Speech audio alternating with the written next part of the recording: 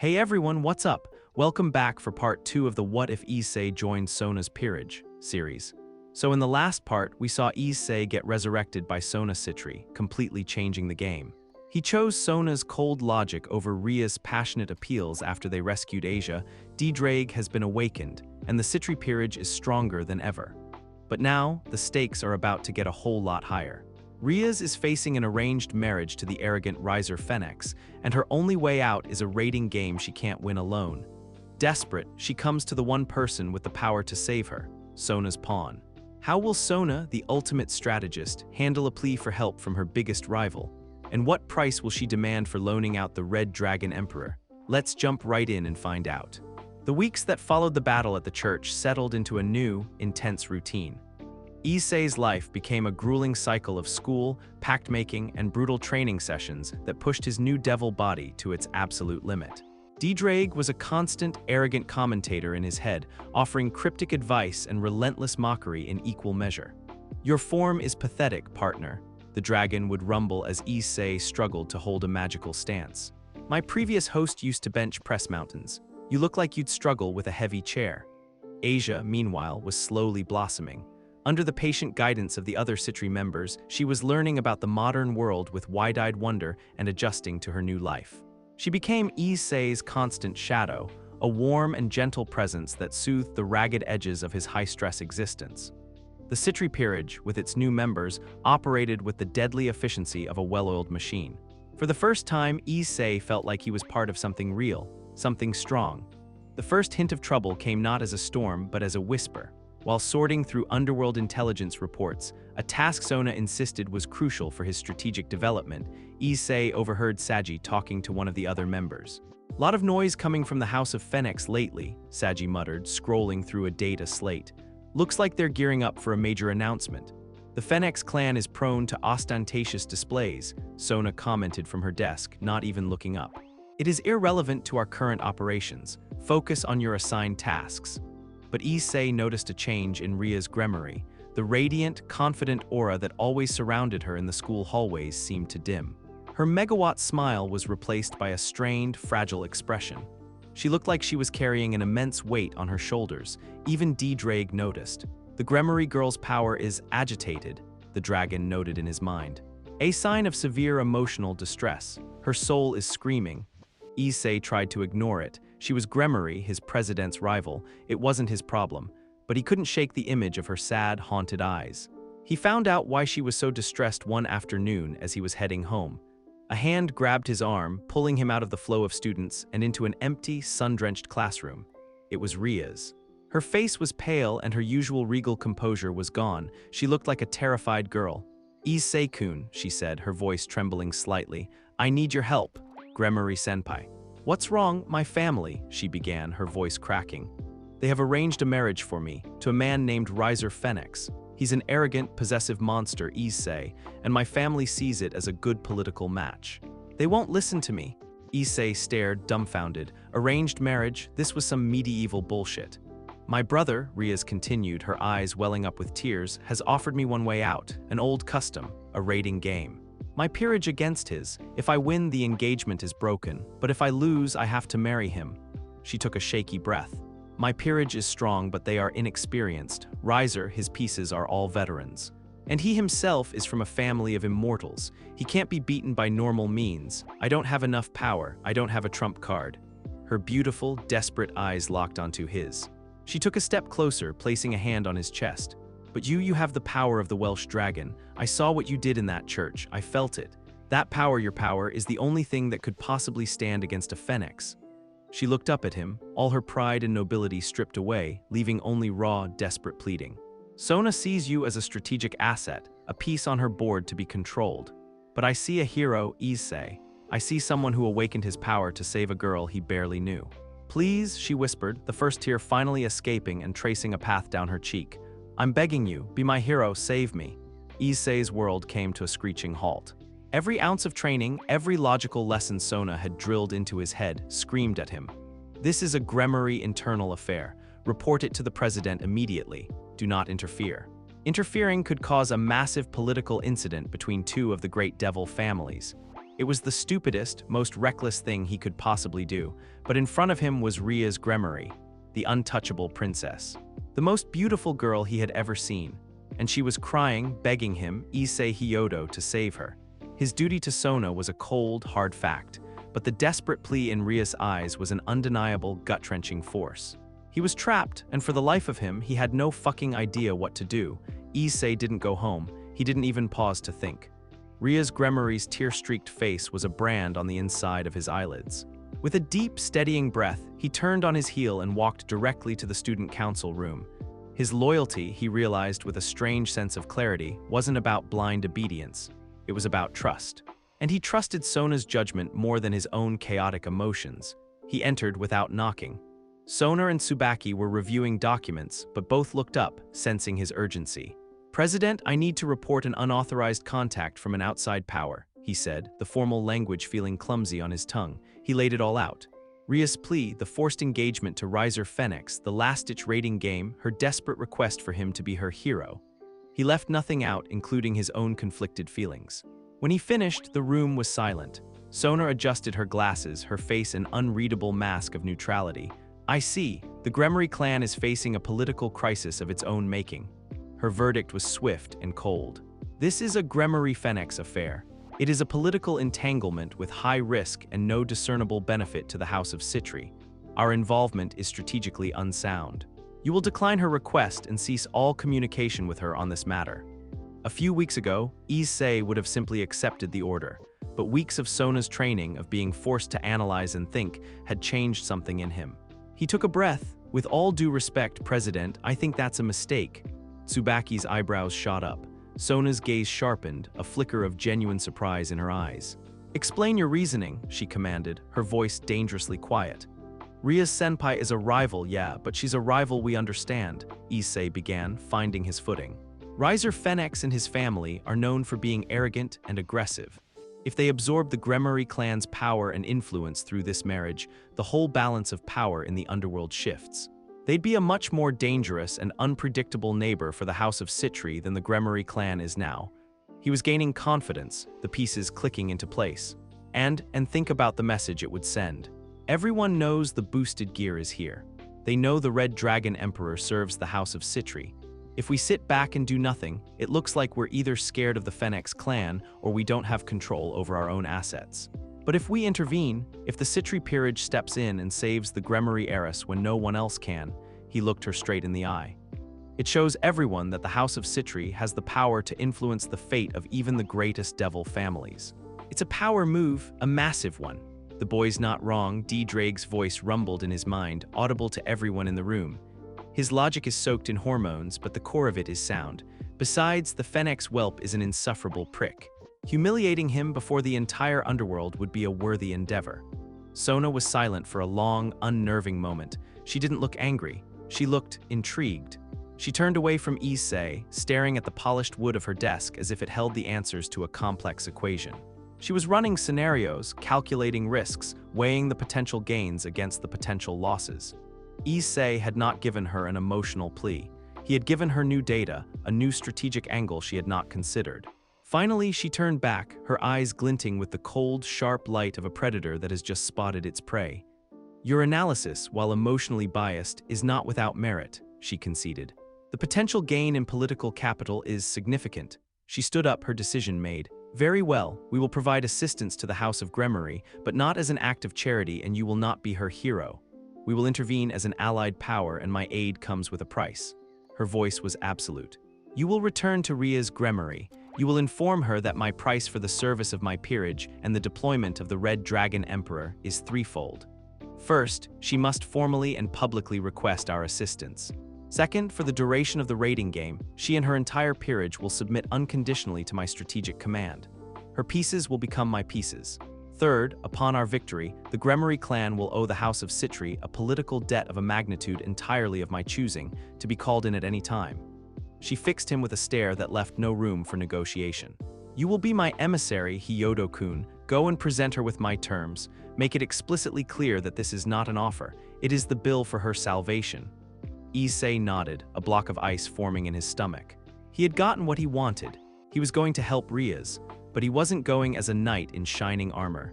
He was going as a corporate shark, delivering the terms of a hostile takeover disguised as a rescue mission.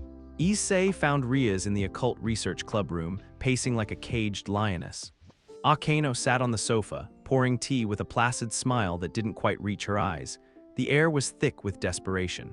Issei felt like an executioner walking into a funeral. He took a deep breath and recited Sona's terms, his voice flat and robotic, trying to remove any trace of his own feelings from the brutal contract. When he finished, Rias stared at him, her beautiful face a mask of shocked disbelief that quickly hardened into pure, aristocratic fury. "She wants me to what?" Rias hissed, her demonic aura flaring hot and wild.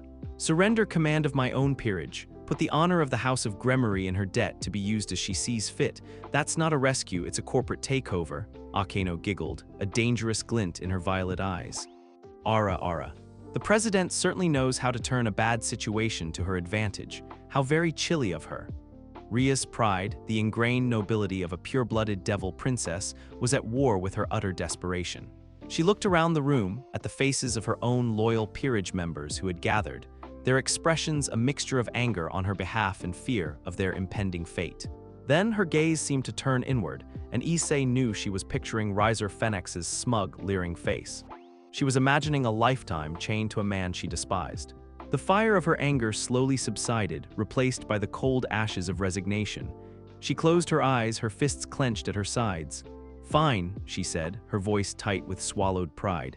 "The House of Gremory accepts the terms of the House of Citri." The words were barely out of her mouth when a small, intricate magic circle glowed in Issei's ear. Sona's voice, crisp and immediate, spoke directly into his mind. "Excellent. The contract is acknowledged. Inform Gremory-san that her peerage and mine will convene in Training Area 7 in exactly 5 minutes. We are already behind schedule." The speed of it was ruthless. Sona wasn't giving anyone a moment to grieve their lost pride. She was a general, and her new troops had just been conscripted. 5 minutes later, the two peerages stood facing each other in Sona's vast, white training dimension. The contrast was stark. Rias' group was a collection of powerful, charismatic individuals. Sona's was a disciplined, cohesive unit. Sona stood before them all, her expression that of a master artisan examining flawed materials. "The Gremory peerage possesses significant assets," she began, her voice cutting through the tense silence. "But your teamwork is non-existent, and your strategies are rudimentary, relying on overwhelming individual power, a tactic that will fail catastrophically against an immortal opponent." Her gaze swept over them, her analysis sharp and brutally honest. "Kiba Yuyudo, your speed is your greatest weapon, but your attack vectors are predictable. Akeno Haimjima, your command of holy lightning is formidable, but your control is imprecise, resulting in significant energy waste. Koneko Taoju, your raw power is exceptional, but your immobility makes you an easy target for ranged opponents." She made it sound like she was reading a grocery list. Finally, her attention turned to Issei. "The Red Dragon Emperor is our primary strategic weapon, our win condition. But as he is now, he is a glass cannon. His power is useless if he cannot survive in close quarters long enough to deploy it." She turned to her queen. "Tsubaki, you are in charge of his combat development. His sloppiness is a liability we cannot afford. Your directive is to forge him into a weapon that does not break on its first strike. Do not hold back." Tsubaki nodded, her dark eyes fixing on Issei with a new, predatory intensity. "With pleasure, President." The training that followed was a vision of hell. The two peerages were mercilessly drilled, forced to run coordinated attack patterns and defensive formations until they dropped from exhaustion. Sona's logic was a relentless, unforgiving force, breaking down their individual pride and rebuilding them into a single, integrated army. At the center of it all was Issei. His personal training with Tsubaki was a blur of pain and humiliation. She was impossibly fast, impossibly skilled. Every sloppy punch he threw was countered, every clumsy charge was reversed, sending him sprawling to the floor. "Your footwork is atrocious," she chided, hooking her leg behind his and sending him crashing to the mat. "You telegraph your movements," she criticized, effortlessly disarming him and pressing the tip of his own training sword to his throat. She was a whirlwind of deadly grace, and to learn, he had to be in the center of that storm. Her body collided with his in holds and throws, the intimate proximity a strange, electric counterpoint to the brutal lesson she was teaching him. He was overwhelmed by her scent, the feel of her strong, lithe frame, and the sheer, infuriating competence of her every move. Hours later, he lay on the floor, every muscle screaming, his body a geography of bruises. Tsubaki stood over him, not even breathing hard, her practiced sword resting on her shoulder. "You are slow, predictable, and weak," she stated, her voice flat. But as he looked up, he saw something in her eyes that wasn't there before. Not pity, but a flicker of grudging respect for the fact that he was still trying. "Get up, Hyodo-kun," she commanded, her voice ringing with the authority of his senpai, his teacher, and his master's queen. "We are going again," he groaned, pushing himself up on shaking arms. All around them, the combined forces of Gremory and Issei were locked in their own private hells.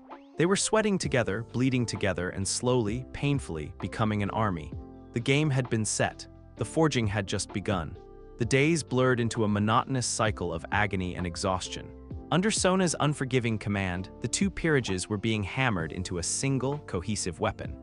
The Gremory members, accustomed to Rias' warmer, more familial leadership, chafed under the cold, logical discipline. Rias watched it all, her face a carefully constructed mask of cooperation. But her eyes betrayed the frustration of a queen forced to watch a rival command her armies. She knew with a bitter certainty that the key to everything was Issei. She found him late one night in the occult research club room, long after the formal training had concluded. He was alone, nursing a bottle of water, his body a patchwork of fading bruises from his latest lesson with Tsubaki. He was so focused on trying to stretch a screaming muscle in his back that he didn't hear her enter. "You're pushing yourself too hard, Issei-kun." Her voice was soft, a warm current in the quiet room. He looked up to see her standing there, not as a princess or a commander, but as a concerned friend. She held a small, glowing orb of her own demonic power in her hand. "Allow me," she said, her voice a gentle murmur. She knelt before him and pressed the warm, soothing orb against a particularly nasty bruise on his arm. The pain vanished instantly, replaced by a pleasant warmth. "Wow, thanks, Gremory-senpai," he stammered, his face flushing at her proximity. "Rias," she corrected softly, "please. After all this, I think we're past formalities." She moved to his shoulder, her touch lingering, her fingers gently massaging the tense muscle. "Sona's methods are effective, but they are merciless. She sees your power, the boosted gear. But I see your heart, that's where your real strength comes from. Never forget that." She leaned closer, her long, crimson hair brushing against his cheek, her scent, like exotic flowers and a hint of something wild and dangerous, filling his senses. "I know this is hard," she whispered, her voice a seductive caress. "But I want you to know how grateful I am. Sona may be the general, but you are the hero of this story. You're the one I'm counting on. I'm putting my entire future, my entire life in your hands, Issei." His brain went into full red alert. This was Rias Gremory, the Rias Gremory, and she was touching him, whispering to him, looking at him with eyes that promised universes of things he'd only ever dreamed of. She was so close he could see the flecks of blue in her green eyes. She was the embodiment of every fantasy he'd ever had. His perverted, heroic, stupid heart screamed, "Protect her, kiss her, do whatever she says." She leaned in further, her lips parting slightly. This was it, the moment that would change his life. "Warning, hormonal manipulation detected," DxD's voice boomed inside his skull, as subtle as a dragon crashing through a plate glass window. "The subject's pheromonal output has increased by approximately 32%. This is a classic noble tactic to ensure the loyalty of a powerful but emotionally compromised asset." Issei flinched as if he'd been electrocuted. "While I must admit her assets are, from a biological standpoint, statistically magnificent," the dragon continued, utterly deadpan, "I feel obligated to remind you that your primary function in the upcoming engagement is strategic devastation, not courtship. Do not allow your lower brain to compromise the mission, partner." Issei jerked back, his face burning a shade of crimson that nearly matched Ria's hair. Thanks, that is, I gotta focus," he blurted out, scrambling to his feet and putting a safe amount of distance between them. "The mission for the team, Sona Kaichu's orders, gotta be ready, for everyone." Rias pulled back, a flicker of surprise and frustration in her eyes. She had expected him to melt, to be putty in her hands. She hadn't accounted for the cynical, ancient dragon playing chaperone in his head. But then her expression softened, morphing into something new, a look of genuine, grudging respect. He wasn't just the simple, perverted boy she'd first met. Sona's discipline, Tsubaki's training, DxD's presence, they were forging him into something more, something that couldn't be so easily manipulated. She rose gracefully, a small, authentic smile gracing her lips. "You're right, Issei-kun," she said, her voice regaining some of its usual warmth. "For the team." She turned and walked out of the room, leaving Issei standing there, his heart hammering against his ribs, his mind a battlefield of duty, desire, and the deadpan commentary of his draconic wingman. He had survived the battle, but he was beginning to realize the war for his own loyalty was going to be far more complicated. The day of the raiding game arrived. There was no more training, no more drills. The combined peerages of Gremory and Issei stood assembled in the white void of the training dimension, a palpable tension hanging in the air. They were bruised, exhausted, but they moved with a new, shared purpose. They were no longer two separate houses. They were an army. At the front of the room, Sona Issei stood before a massive, glowing holographic replica of Q Academy, the designated battlefield. Her face was calm, her eyes sharp and cold. This was not a battle to her, it was a surgical procedure.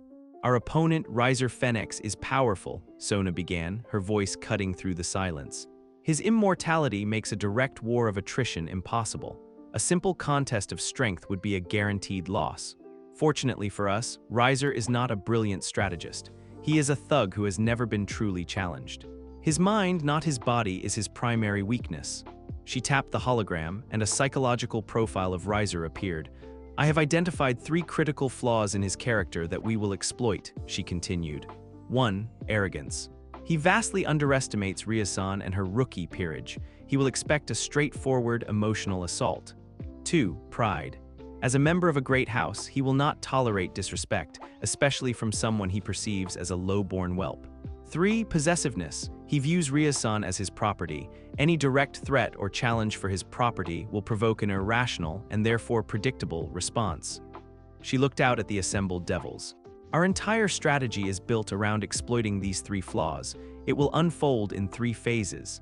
The hologram shifted, showing the school grounds populated with icons representing their forces and risers. Phase 1. The Sacrificial Gambit. Sona highlighted Koneko and Kiba's icons. Riser will expect Rias-san's most powerful pieces to be protected. Instead, we will place them in exposed positions. Koneko-san, Kiba-san, your role is to engage, fight convincingly, and be defeated quickly.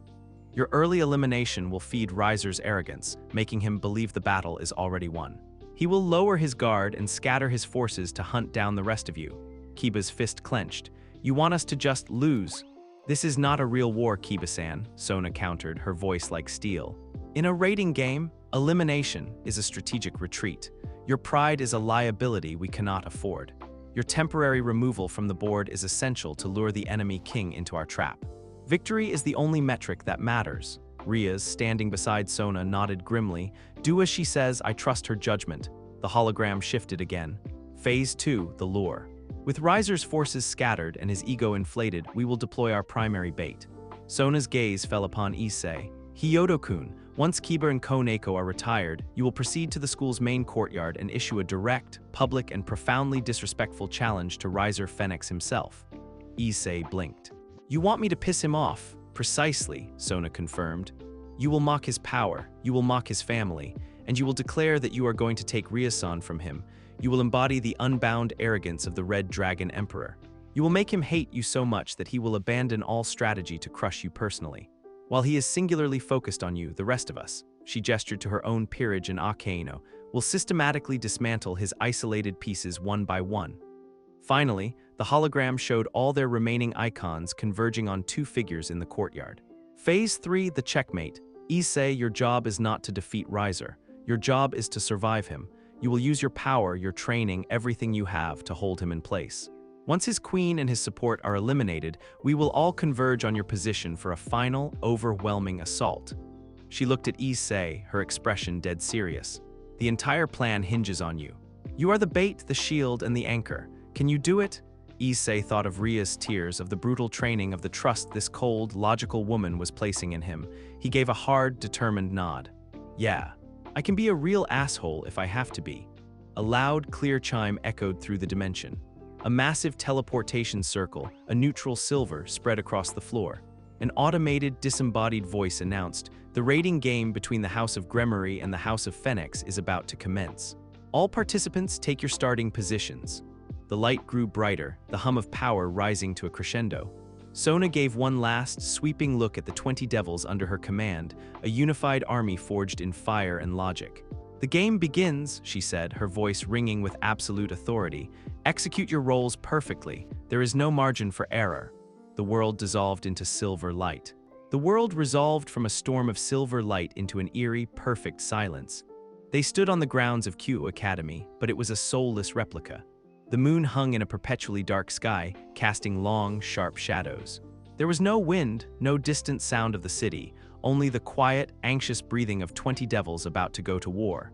Sona's voice was the first thing to break the silence, crisp and commanding in their private communication link. "Positions now," like clockwork, the newly forged army dispersed. There were no grand farewells, only the grim determination of soldiers with a job to do. The first contact happened in the gymnasium. Koneko Taoju, Rias Rook, stood alone in the center of the basketball court. The doors burst open and two of Riser's peerage entered, a brutish, heavily armored rook and a lithe knight with a rapier. "Well, look what we have here," the knight sneered.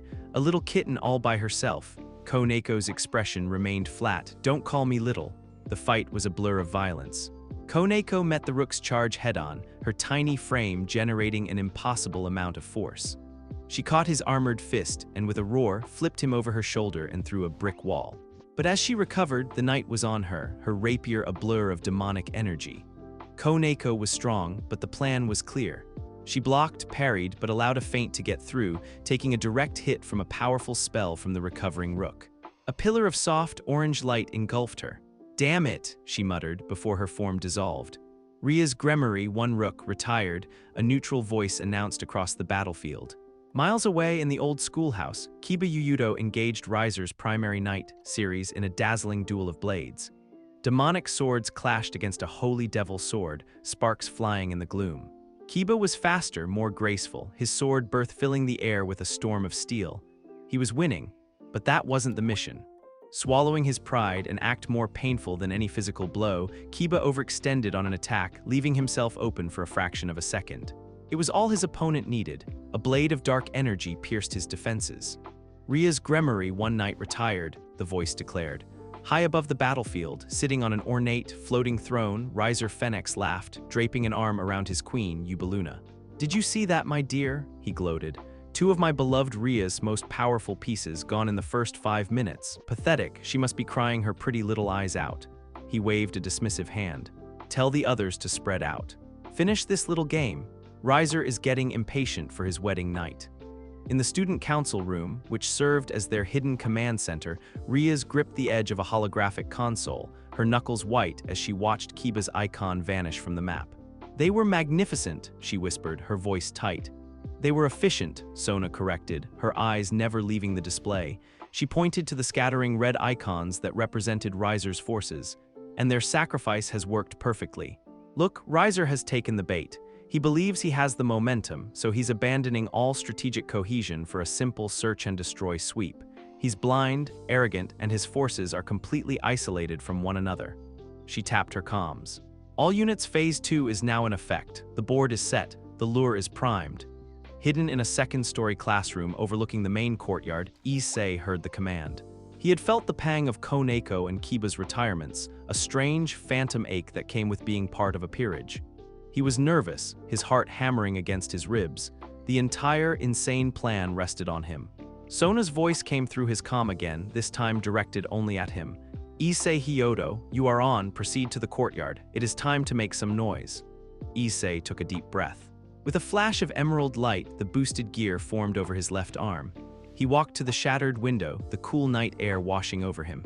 Down below, the courtyard was empty, silent, a stage waiting for its star performer.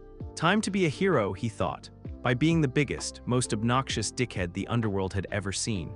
He vaulted over the broken sill and landed with a heavy thud in the center of the courtyard, kicking up a cloud of dust.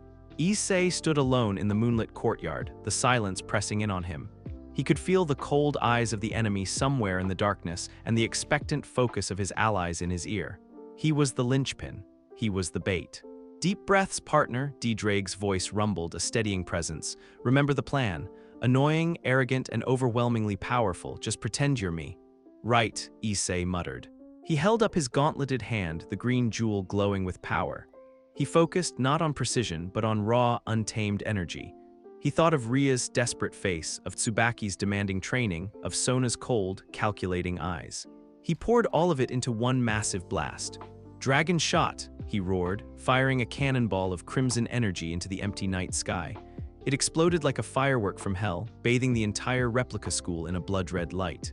He then cupped his hands around his mouth and yelled, his voice magically amplified by a wisp of demonic power. "Hey, Riser Yakitori, I'm getting bored down here. Are you going to hide behind your girls all night, or are you going to come down and face a real man? RISSEMPAI deserves better than a cowardly, burnt chicken." DxD's voice joined his, a booming, spectral echo that shook the very foundations of the dimension. "The boy is a fool, but he speaks the truth, PHENEX. MY last host turned a so-called god into a smoking crater. Come down and face your annihilation." The reaction was immediate. A speck of gold in the sky grew larger, descending with the speed of a meteor.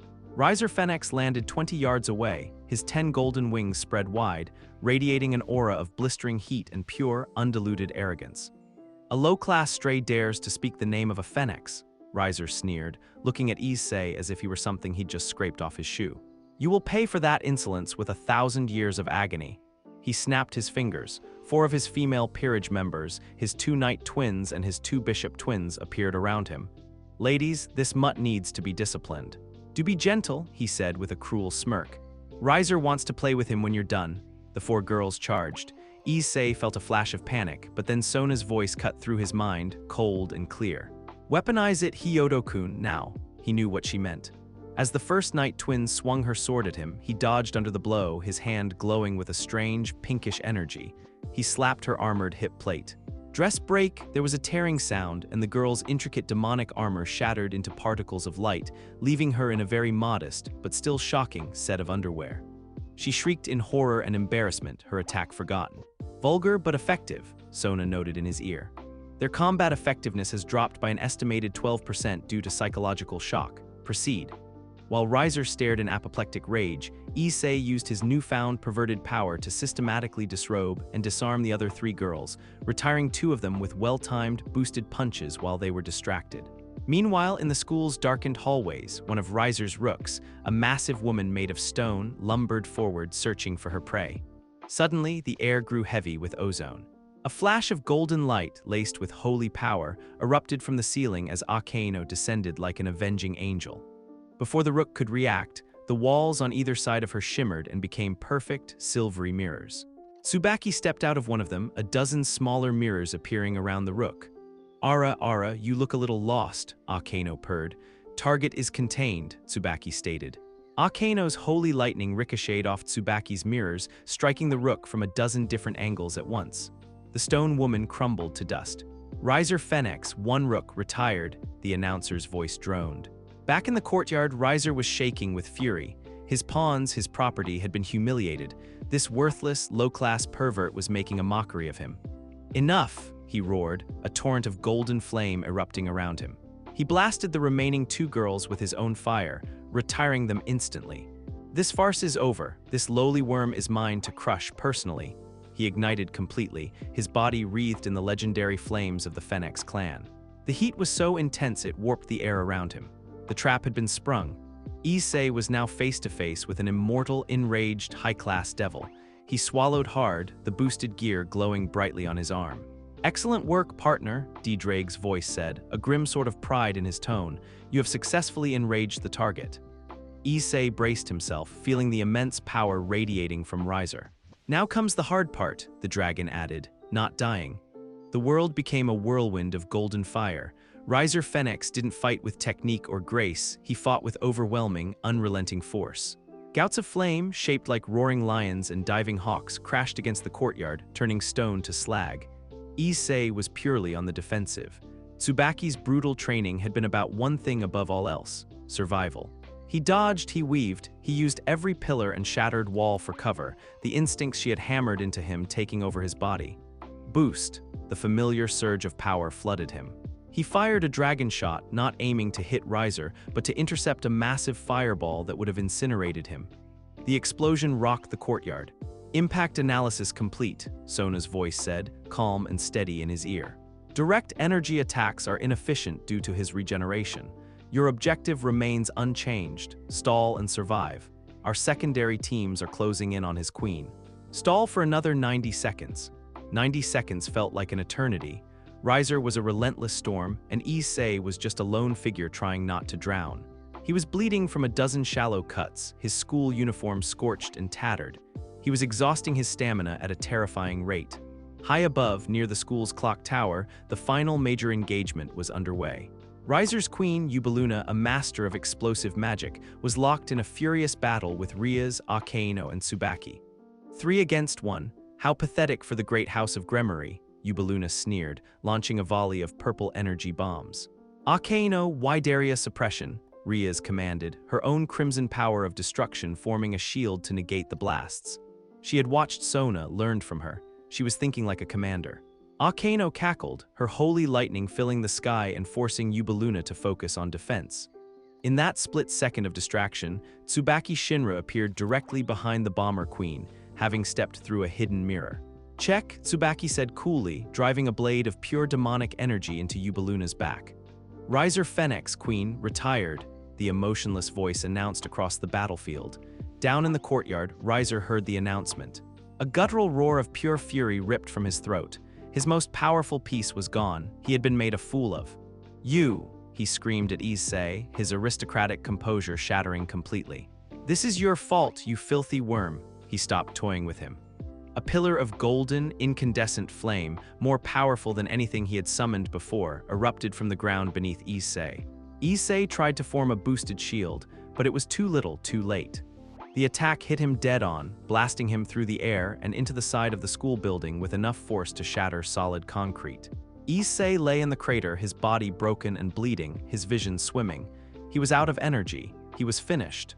Riser floated down, landing gracefully before him. He looked down at Issei's broken form, a smug, triumphant smirk returning to his face. "It is over, trash," he gloated. "Once I am done erasing you from existence, I will go and claim my bride. Do not worry, I will take good care of her. I will teach her the proper way for a wife to behave. She will learn to obey me in all things. I will break that Gremory pride, and she will learn to enjoy it." Something in Issei's mind, something deep and ancient and primal, began to stir. The casual, possessive cruelty in Riser's voice, the threat not just to Ria's life but to her very soul, was a spark on a barrel of gunpowder. He felt a familiar, terrifying rage building, a power far beyond his own, whispering promises of annihilation. "I who am about to awaken," the cursed chant of the Juggernaut drive began to echo in his skull. "Partner, no, don't let it consume you," DxD roared in his mind. "Issei, control it," Sona's voice cut through the haze, sharp and commanding. "That rage is a tool, not a master. Quantify it. Focus it on the objective. Do not let it use you. Channel it." Her logic, DxD's will. They became his anchors in the storm of his own soul. He didn't want to become a monster. He wanted to win. He wanted to protect.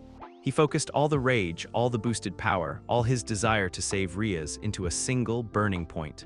Riser raised his hand to deliver the final blow, but paused. A low, powerful hum was emanating from the crater.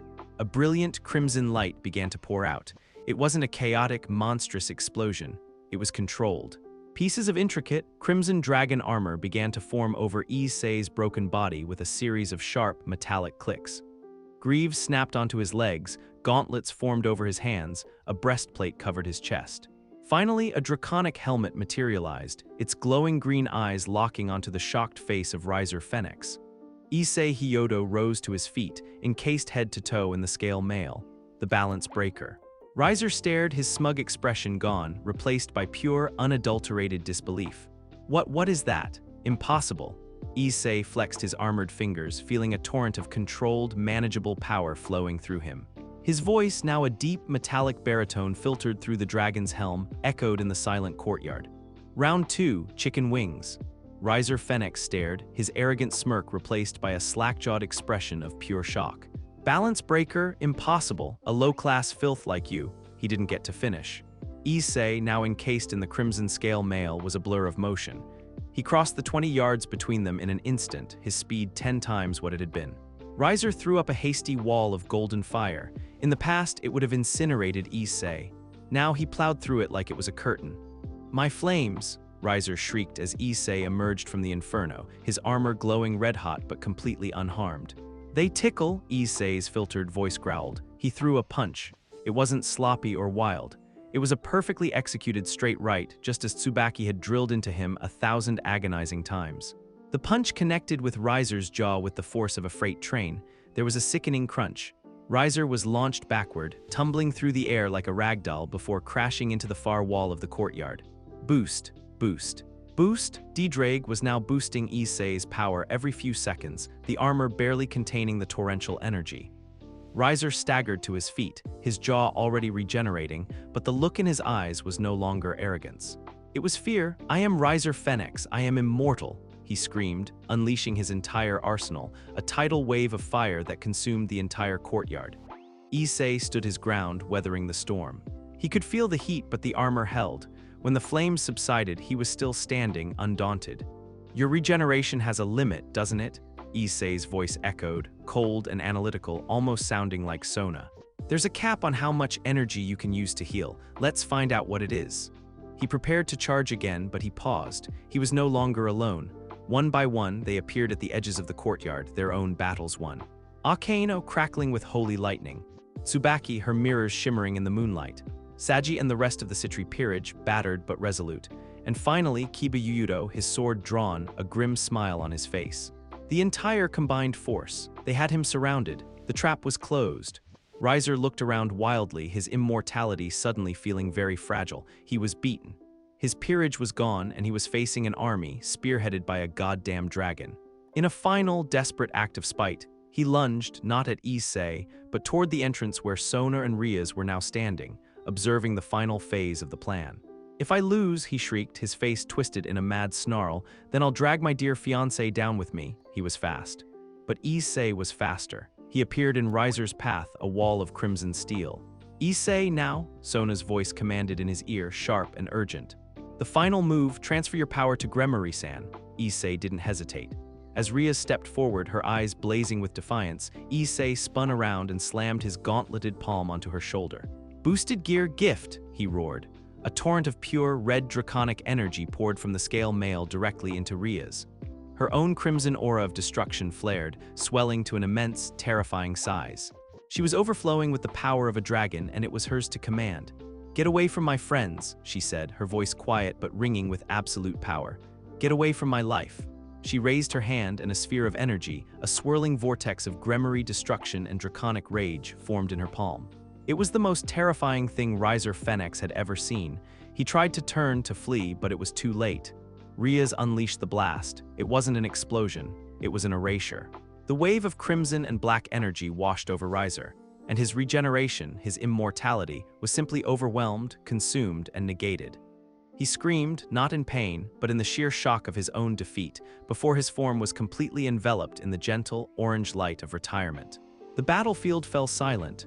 "Riser Phoenix King, retired," the automated voice announced into the stillness. "All Phoenix pieces have been retired. The winner of this raiding game is the House of Gremory." It was over. A ragged cheer went up from the assembled devils. The tension finally broke. Issei stood for a moment, savoring the victory, before the scale mail dissolved in a flash of red light.